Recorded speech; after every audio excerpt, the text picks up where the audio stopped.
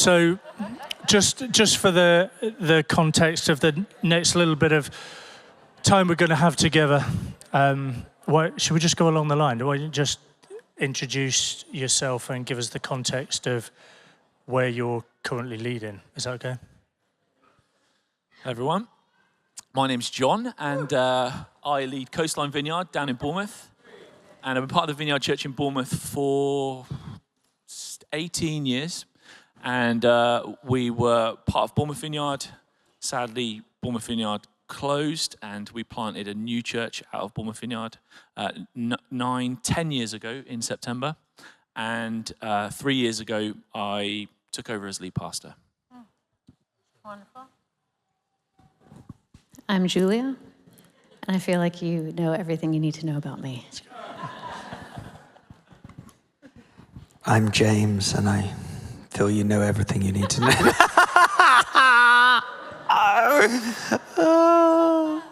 I always make myself laugh because nobody else does. I think if you laugh loud enough, then people follow. That's kind of my thinking. I am the father of 3 daughters, and I am getting killed. Like, if you want honesty, I'm losing. And I literally just had a phone call from my daughter, and I was like, do you know what? I won't answer. No, she is awesome, but yeah, pray for me. But I'm also down in Cardiff and part of Multiply, so yes. Yeah, it's good.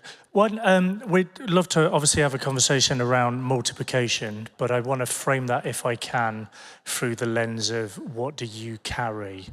I think sometimes in leadership you become aware of the thing that the Lord has put on you, a value, a belief, a certain trait that then becomes infectious to the thing that you're leading, if that makes sense. I just wondered if you might all just give me a snapshot of the thing that you believe is on you that you're carrying and therefore multiplying, and then we'll press into that a bit further if that's okay.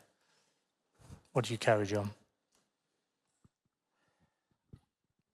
I think we were just talking about it out there actually, and I think there was a bit talked about it this morning about just completely a broken heart for where I actually live. I was born and bred there, and I've obviously seen, Bournemouth change a lot over the last 40 years.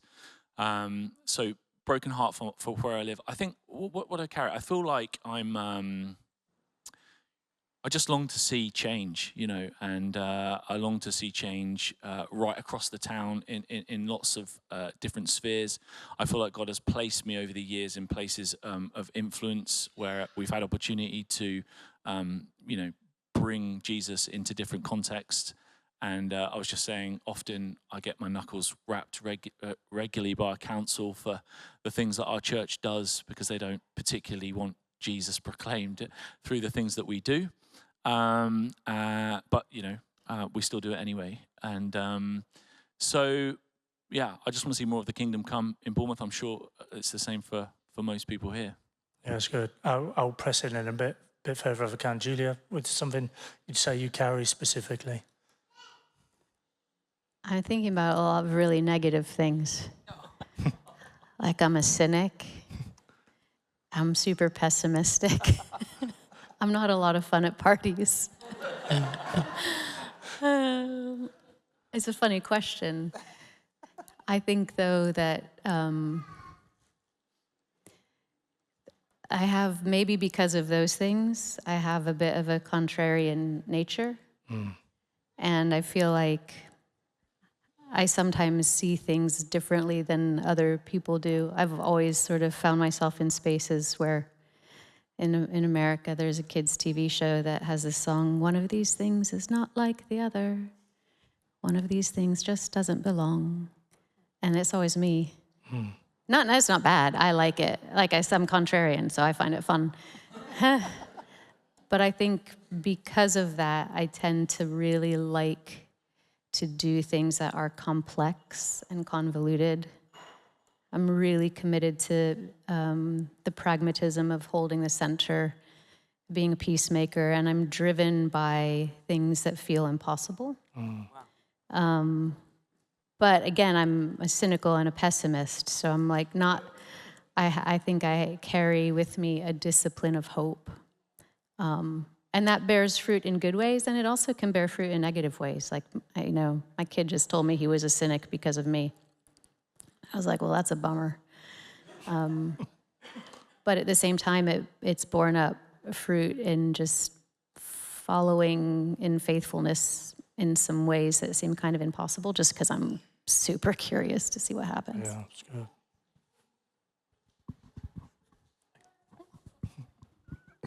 good. Me and Julia are quite different.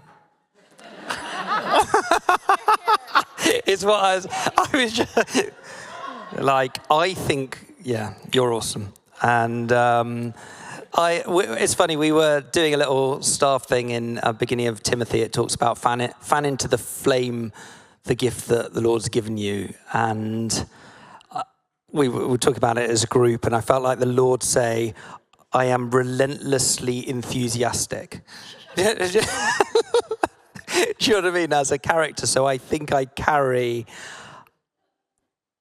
actually really want to carry joy. Do you know what I mean? As a human being, like I really like to laugh, and I really like to make other people laugh.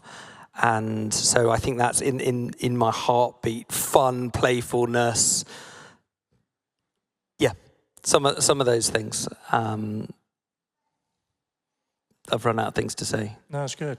John, sometimes it's easier for somebody else to say it, but I see there's a gift of faith and evangelism and creativity on you that is clearly influenced in the context that you lead.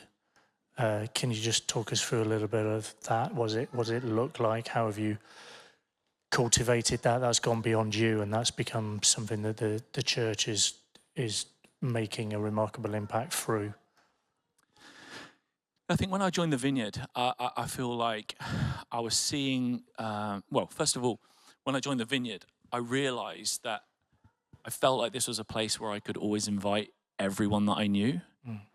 And I've got a pretty shady past, as lots of us do, but when I came to faith, the church that I got saved in, I didn't feel like I could actually bring anybody to that church. And I think I started to see when I joined the Vineyard, just the kingdom coming, people getting healed, people getting set free, a church on fire for reaching out to the margins. And then really we just went through the most painful time you could ever go through. And I would say as a leader and also as a follower of Jesus at that time, I feel like that's where I was really refined and where God did some of his best work, when I was literally completely broken and on my knees because I knew what could be. So you say, I have a heart of evangelism, and I also have I'm eternally optimistic because I've seen things go terribly wrong, but I've also seen God not let go of what he started. Mm. And I've also then see him rebirth something which was never what it was before. And in that, of course, I have a sense of hope and faith way beyond where we currently are. And I don't even know if that answered the question. Yeah, it does. Could you, though, just press in on a few of the practicalities? I think there'll be people in the room where some of the creativity, some of the stuff you've done around football and discipleship houses, that kind of stuff, just paint a bit of a picture of what that creative, faith-led gift that you have has seen among your people. I think, so just for the context, when we closed Bournemouth Vineyard 10, 11 years ago, we planted with 80 people. So you could say we cheated, but we just planted with 80 people. And I think in that church planter mode, because we already had some relationship with some leaders that we knew very well, they were like, we think the Lord might be asking us to do this. And we said, yes, go and do that. And then, yes, go and do that. And yes, go and do that. So we literally just released lots of leaders very quickly, which is a positive and a negative thing to do all at the same time. But we started to see kingdom fruit. And they were just talking about it in there. I think right from the beginning, I think we've been very intentional about our evangelism and the way that we are communicating with our words the gospel, but we've also wanted to do it through, someone was talking about relational evangelism. How do we do that? And so there seems to be over the last 5 years a real kind of hunger in our church to do things through sport. So we do something called Bridge the Gap, which is basically football, and it's grown from 20 guys to 40 guys, 60 guys. I think there's about 80 of them now that meet every week, and that feeds through into Alpha. We have a basketball club that does exactly the same thing. We have a table tennis club that does exactly the same thing. Yeah. And so there feels like there is a move within sport as well to kind of like engage with people, and then to have a drink afterwards and to talk about, well, why are we doing this? And where'd you come from? What is Bridge the Gap? And questions come out of that. Yeah, really good. Just changing track slightly, Julia, can I ask you, you've obviously led things and planted things and birthed things that have outlived you. Particularly think of the case of Amsterdam. You're no longer there, but it's healthy. It's got leaders. It's not solely based on your identity as planters of it. What's that look like? How have you done that? I think there's a number of us would learn a lot from that. Yeah, I think from the beginning of everything, we always sort of start with a desire and an inclination to know that we're going to be giving something away. So when we went to Amsterdam, for instance, we knew it would be a 5 to 7 year time frame because we didn't want to plant an American or an international church in the Netherlands. We wanted to plant an Amsterdammer church. And so I think it was probably the first time we met with our team from Holland, we were talking to them about when we leave. Mm-hmm. And so we did that as well in Joshua House, which was a young adult ministry in a church that we led. And I think we do it now. We've been in this role for a little while, but we talk to our leadership team all the time about building legacy and who's coming next. Eric in particular has a real strength of, he's the fun one in our family. And so everybody loves to be around him. And so he's great at gathering people. And we always have a table full of people, younger leaders who we can raise up and envision and encourage. So for us, it just has always sort of felt like we've had a lot of fun in ministry, like as much of it as a hassle as it is. It's just like super fun. This is a great way to do life. And so at each sort of moment as the ministries were getting to be like really lovely, it just felt like, well, this isn't fair if we just keep doing it. Like we should probably let somebody else have some fun. And so we hand it over. But the intentionality of that from the very, very, very beginning, I think for us feels very important. Yeah, it's good. Can I ask you as well, just the intentionality around the cross-cultural dynamic to that and the tension that would have surrounded that? You've gone in as Americans to a culture that is not necessarily one you would be familiar with some of the lessons learned from that, some of the things that you would replicate or maybe not replicate. Right. I mean, you might be surprised to hear this, but not everyone wants Americans to come places. Oh, really? So I know that's shocking, because, but yeah, there's certain cities that when we were first looking at planting in Europe, did not want Americans to come, and I don't blame them. It's okay. Too many Americans spoils a good time. But so we were very clear, I think, on the mission that I like, what does it mean to actually do a local, and in Amsterdam, that's unique. It's not Dutch, right? So Amsterdam is a very unique city. It's a Dutch city, but it's an international city. At the time, it was the most international city in the world.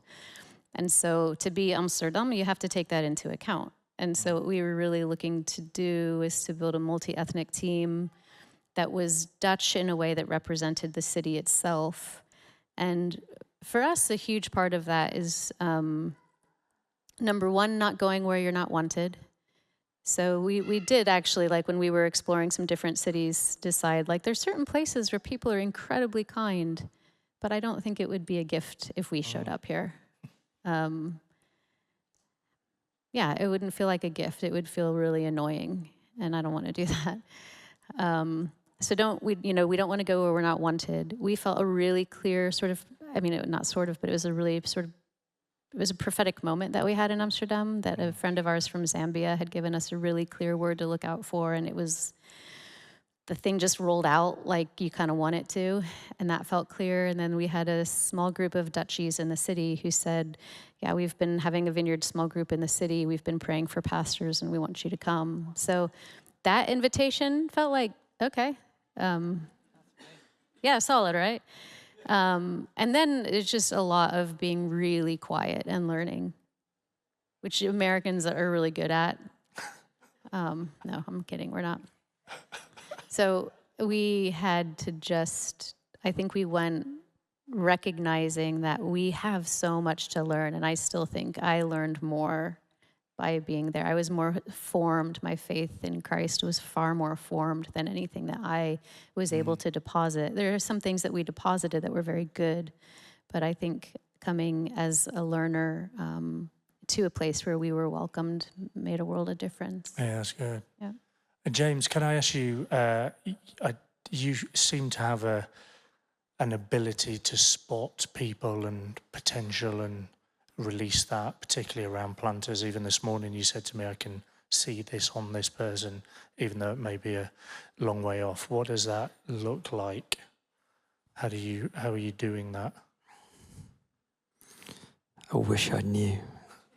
No, it's when you have to kind of work backwards sometimes, don't you? Because it's just something that you naturally do. Yeah, I was thinking, because in a conversation with Paul, it was like, I think the phrase that I would say is I'm a scary judge of talent. Do you know what I mean? In terms of I kind of see quite quickly what people are good at and the way that God has wired them and the way that God's made them. And therefore, church to me is like one giant chessboard that I'm always working with. And it's always about trying to find people to get them into the right place so that they can be all that they can be, whether that be a planter or whether that be somebody who is a systems person or somebody like that. But in particular, kind of identifying and spotting planters, it's... I think there's two... The problem with me having a microphone is sometimes I disagree with myself. So I'm going to start, I genuinely do, and I might get to the end of it and be like, I don't actually agree with that at all. So I think there's two different types of planters. We'll see how it goes, and Julia can disagree with me at the end of it. There are people that are called to church and can do, they are almost generalists of church. Do you know what I mean? That they're just quite good at most things. They're quite good at preaching. They can do the functions of most different types of church. And then, so people like that can absolutely plant a church as well. And then you have people that are just out and out planters. And so the out and out planters are people that are very, very often quite pioneering. They're like, let me have a go. They start a new thing every 3 months, quite visionary, quite galvanizing. So they can create movement very, very fast. And sometimes the problem is that everybody thinks, well, a planter has to look exactly like that. And if I am not that person, I can't plant a church. I don't think that's true. I think it will just be done differently. And so I would say you've got, I think by nature, I would call myself an out and out planter. So the idea of moving to a new city is fun. I would like to go to an airport, not have booked a ticket, and just see where we go. I mean, that's my dream of a holiday. That is not everybody's dream of a holiday, is it? Do you know what I mean? So it's like, hey, let's start something. Let's have parties around our house. Let's meet as many people as we can. Can you see that sense of people, that type of planter? But then there are people that are just, they're good at building small groups and they're good at doing the things. And they can also build churches as well. So I think it's slightly more nuanced than you're a really charismatic person, you can plant a church. But the fundamental thing I'm looking for in a church planter is fundamentally at the basic level, can you multiply a small group? Do people want to come to your small group? And then can you raise up a leader who will plant out? And that's why whenever I'm looking to plant churches, that is the building and the basic building block that I'm always looking for. And so as part of the way of doing it, it's like, hey, start a small group. Multiply your small group. So I just think that's always a great place to start, because if you can't do that in your current setting where maybe you've got lots of people, then the idea of doing it in a place where there are not lots of people who haven't already been part of that setting is going to be quite difficult. So that, and there will need to be a certain level of stickiness to that person, that people want to be in and around, and that they can create spiritual culture. So they're quite basic things: planting a small group, setting spiritual culture, and that people want to be around them to a certain degree. Now, they don't need to be an out-and-out evangelist, but they need to be able to recruit an evangelist who can then not persuade, but then can let that happen in their midst. So that would just be a really simple way of thinking about church planting. Yeah, it's good. So just to take that on a step, though, you identify people. There's then the journey that you go on with them that is kind of a mothering, fathering, a really like releasing of them over, I don't know, let's say a 10-year period of time. Do you want to speak into that a little bit? So my staff team are always joking with me, you're going for another random coffee with somebody. Do you know what I mean? It's like, why are you going for a random coffee with that person? I'm like, because there's something in there. Do you know what I mean? And it's like, there's something really golden in there, and I've just got to go and spend some time with that person and work out what it is. So I will pretty much, if I meet somebody, I'm like, I want to go for a coffee with that person very early. I just hear their story. It's like, what's gone on in your life? What do you feel about church? So spend an hour, and I would literally just quiz them for an hour. And then it kind of goes into this data bank of information about that person that might not be activated for 3 years. And then suddenly it's like, ding, oh my goodness, I've got the chess piece, or whatever it is. So it's kind of multiple people that you're touching base with. Then sometimes there's something in a person that you're like, oh, you really need some help bringing this gold, this amazing thing that the Lord's asking you to do. Now, that could be a business, that could be planting a church, it could be so many different things, but they need the belief, or they need somebody to help them steward it, or to see that thing in them that goes, do you know that you're brilliant at this? And so sometimes that will be a second coffee, and then a third, and it will just be that process of journeying with people to release them into their kingdom destiny. So for me, the thing that I feel deeply called to is to believe in people and find the place that they're uniquely made to be in.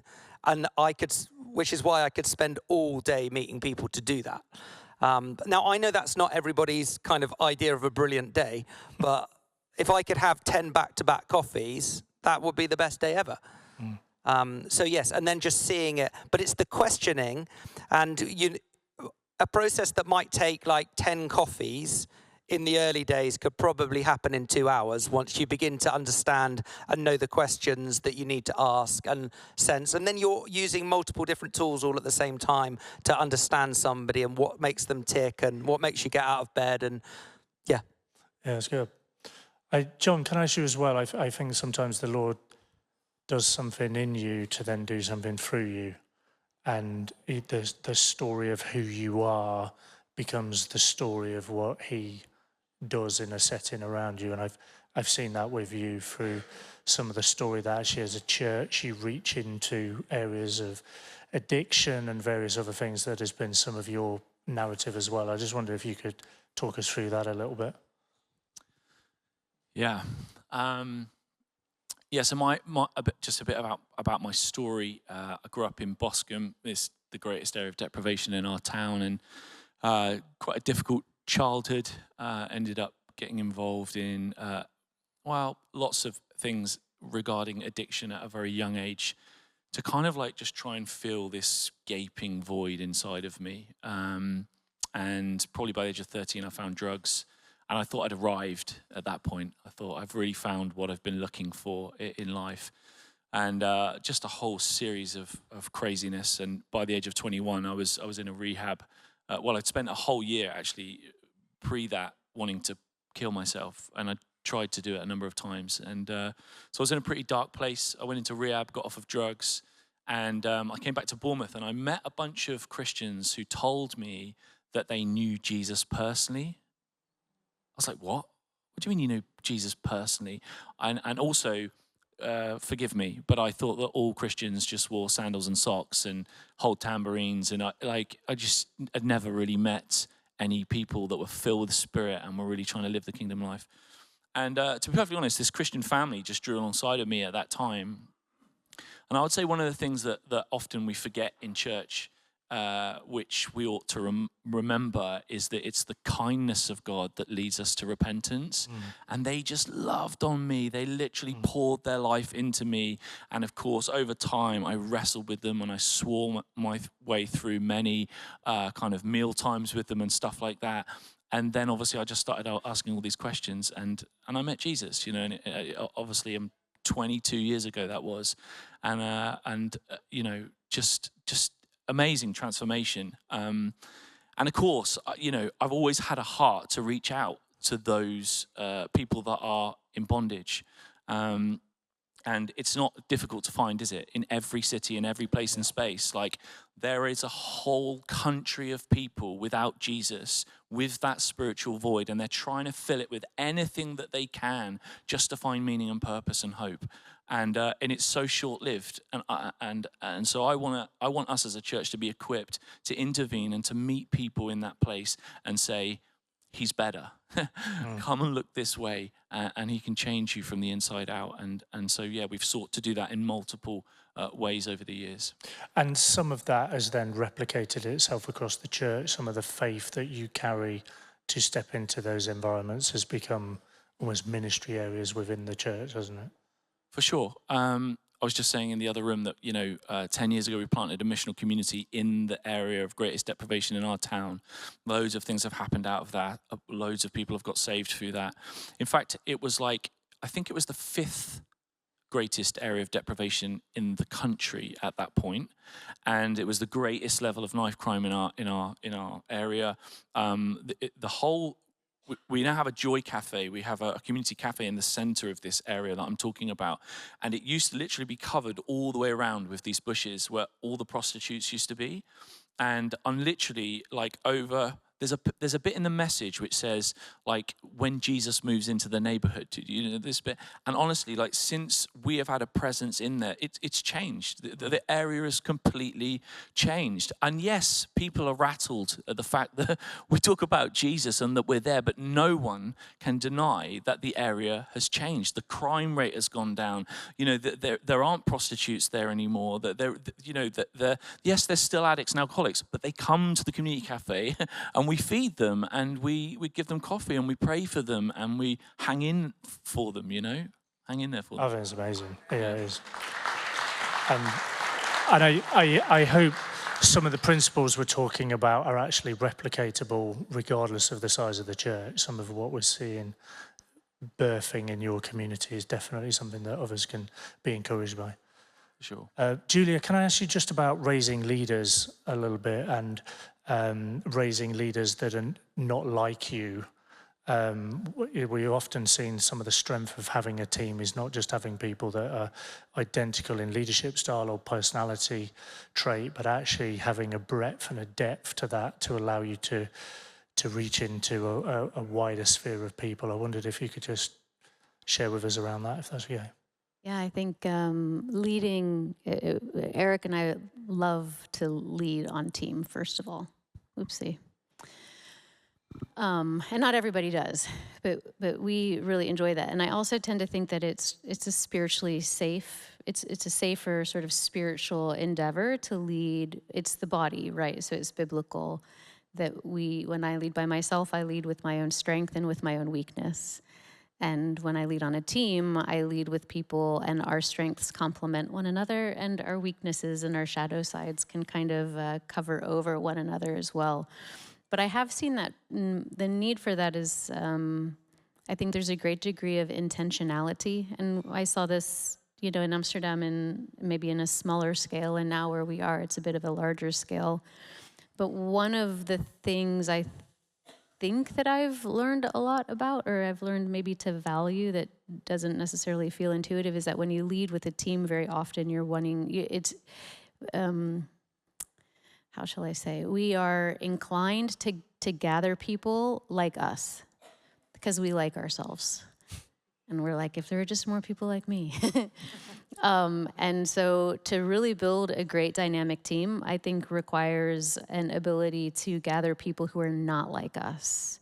And so in our context now, we see that through a multi-generational team, a multi-ethnic team, really significantly different backgrounds of people. So when you come to a table in that kind of environment, there is a lot of learning that one has to do for the other, because we don't simply want to say, well, I'm going to build a team and now I want all of you to lean towards me so that I can impact and form you. I need to be willing to be formed by you. And so there is a bit of a slowing down, I think, that happens when we lead intentionally through team. But part of the role of a leader, especially a senior leader, I think, is to demonstrate in lots of different really practical ways that there is space at the table, authentic space at a table where real decisions are being made about mission, vision, and money. That's what it kind of comes down to, where there are people who are on your team but are maybe different than you, see the world differently, have different gift mixes, have a different sort of way of engaging with faith, spirituality, church, evangelism, all of those things. Cultivating that in the short run is really, really hard. But in the long run, what it does is it builds a massive foundation out of which to do ministry. Now, alternately, building a team that is just you and people like you in the short run is very, very easy.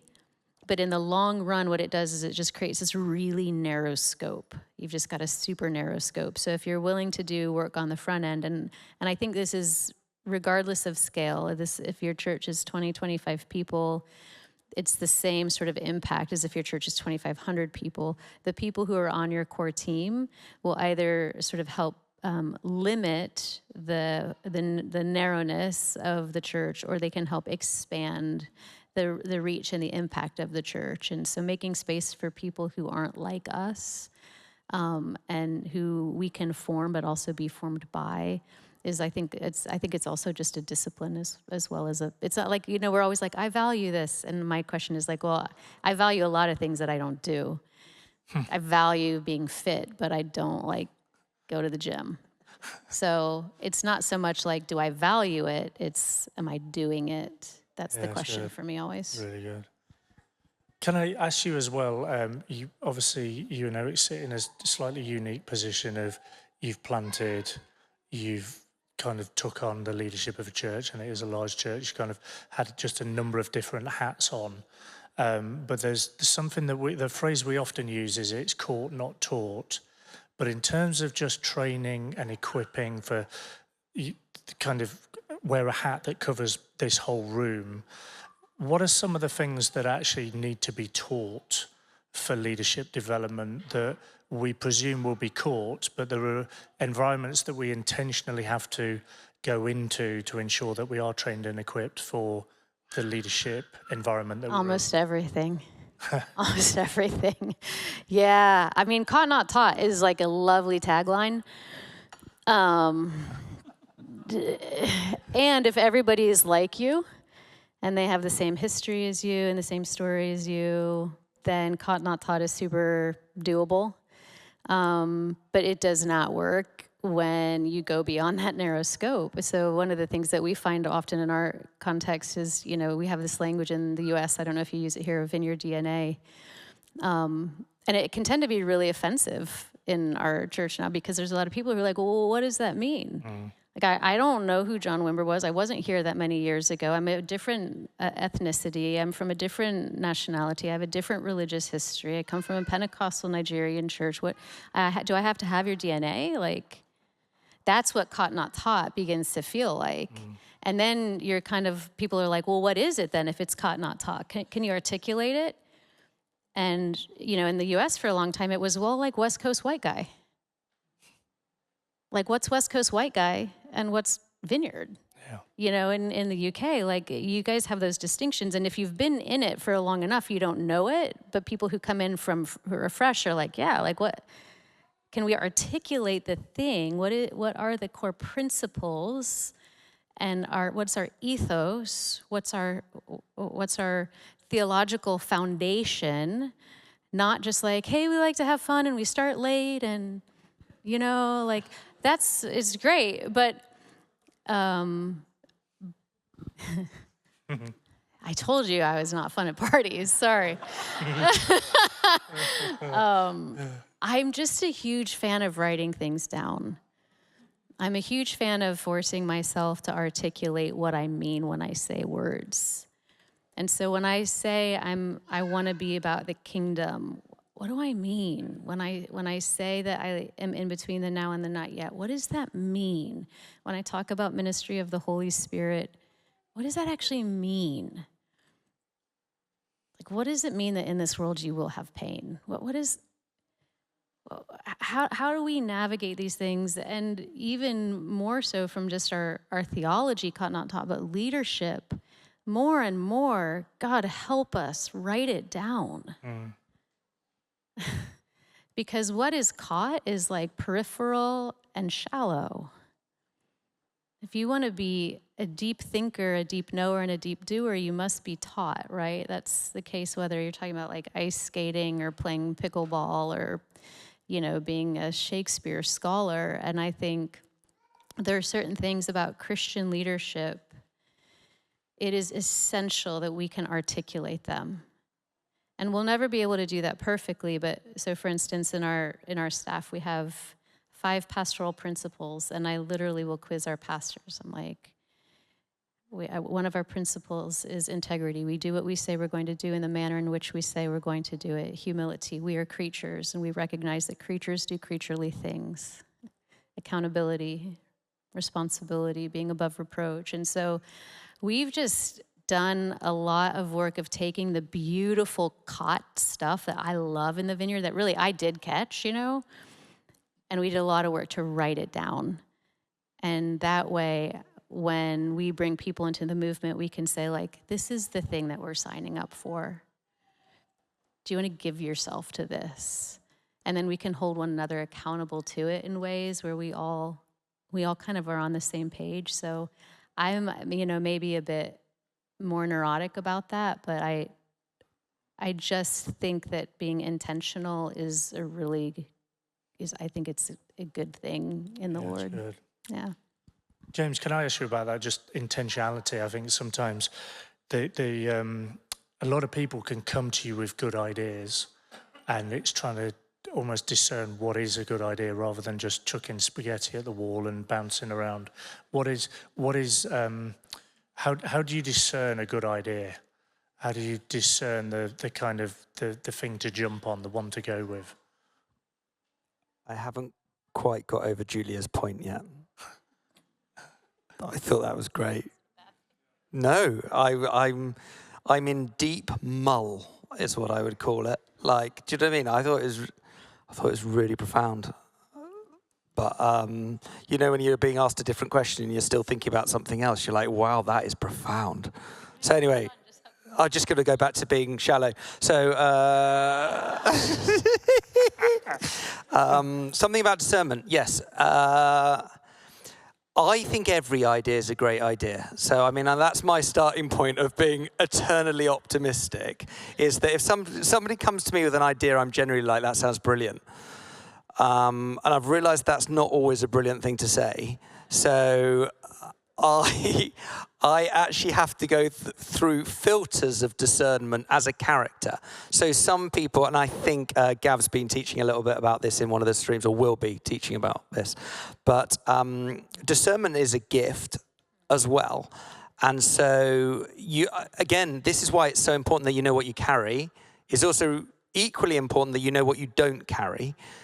So in my context, as people would come to me with an idea, or even I would have an idea, I would then go through some really, really difficult people. One of which is my wife, in the sense that she would ask me every question about that idea.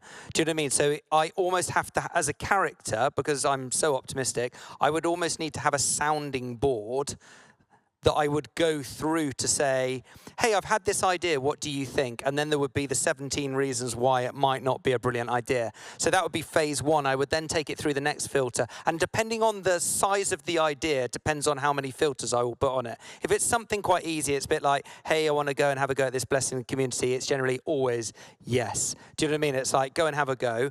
But then when it comes to a big decision in the church or a change of direction, I've got one of my trustees who is my no person, Joe. If I can get it past Joe, it's like incredible because he doesn't think the same way as me. So, but I do deeply trust him as well. So it's about people that you trust who think differently to you and that you build almost a discernment panel around you.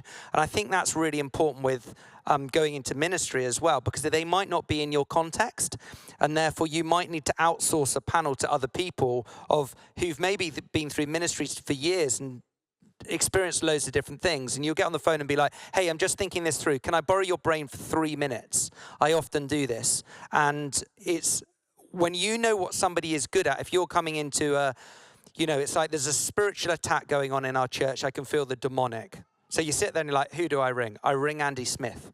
Do you know what I mean? In Belfast. Do you know what I mean? There are people that carry different things. If I'm sitting there being like, oh, how do I grow? I'm going through a growth barrier. Email to start with Steve Nicholson. Do you know what I mean? It's like knowing how they would want to be communicated. It's like so you build different people that are great at different things rather than you sitting there having to be brilliant at the thing. And then what happens is the more you go on in the discernment journey, the more you begin to know the questions that somebody else would ask you. So when I mentioned this briefly, but when I planted out of here, because I had been in an environment around John and Debbie, it was almost like I could hear their voice in every situation that I almost didn't need them to be in the room because I would already know what they would have said. Don't mess with small groups. But I'm thinking of blowing the whole thing up. Don't mess with small groups. But what about Sundays? Don't mess with Sundays. No, do you know what I mean? And suddenly you're like, so you begin to borrow people's wisdom. And then if you are going to change that thing, you've really got to think it through to be like, well, why did they say that's a bad idea? Almost using a discernment panel, I think, can be really helpful. That's good. We've often used the language of imitate until you can innovate. Don't just do the new thing, do the thing that's been done until you maybe have the resource or the capacity for the new thing. But the question I want to ask you on that, James, is what we see in a lot at the minute is almost models of, particularly around planting or how a fresh expression of church might look. And sometimes there's a mindset of it can only be done this way because it's only been done this way. I just wondered if you can speak a little bit into that. Yes. Not a small question. That's a massive question. I think there is a degree of experimentation that you can do, but it depends on the risk level of what you're doing. Do you know what I mean? So there's always a kind of a risk analysis that goes on in a leader. So somebody comes to you, they're like, hey, I've got this great idea that I want to try. And you're sitting there being like, okay, they've got real passion about this. I'll give them a few guiding principles of what not to do, but am I willing to let them do that thing? Well, it depends how many people are going on that journey. Are they doing it by themselves? Are they stepping out from something into a new model? So I believe as a character in experimenting, I think it's a good thing. I think it's good to keep trying things, but you don't always need to do it in a completely extreme way. You can do small experiments while you work things out and then begin to push into something. You also need to dig into, if somebody's telling you something's brilliant and then it's a brand new thing, it's like, can you just talk me through the fruit of that thing? And I think you really have to go a bit deeper. The danger is in charismatic circles, we can often be very quick to promote something and we could say, oh, this thing, but actually somebody's 2 months into doing it and they've never really had a track record of doing those things. So you've got to hold these two things of experimenting and pushing things at the same time as being really wise in terms of, have we not learned that in our context, certain things are more difficult? So when somebody comes to me and they're like, I really want to plant a house church, I'm like, fundamentally, I completely believe in the house church. Like, I'm like, great. And people are like, yeah, it's worked really well in China. And I'm like, yeah, it does work really well in China. It works really well in loads of different places. Why does it work really well in China? Why does it more struggle within our environment? What is it that makes it difficult? Well, people don't really like necessarily going into people's homes because they don't trust those things. Okay, so then what's the principle? Well, if it was in a third space, it might work a bit better than it does in people's homes. because they feel uncomfortable. So every culture has different dynamics going on. I'm like, house church, absolutely think it's brilliant. But what are some of the barriers within our context that make that difficult, all the way through to different models of replanting, mega church, site model, satellite model. So yes, I'm an endorser of generally all of it, but really doing the hard work on where is it working, how is it working, and at the same time keeping experimenting and keeping open to things. So it's it's a good. bit of both. Really, yeah, it's good. I don't want to cut any of you short if you want to add anything else to any of those. Did you want to add something, Julie? No. I just wondered as well, you kind of see it in the room. I saw it with you as well, James, where you get moments, although we've been quite broad in the conversation, it feels like there's been some quite specific arrows that some of you have shot that landed in the room. I just wonder if we open that to the Holy Spirit and see what he might want to do with that, if that's okay.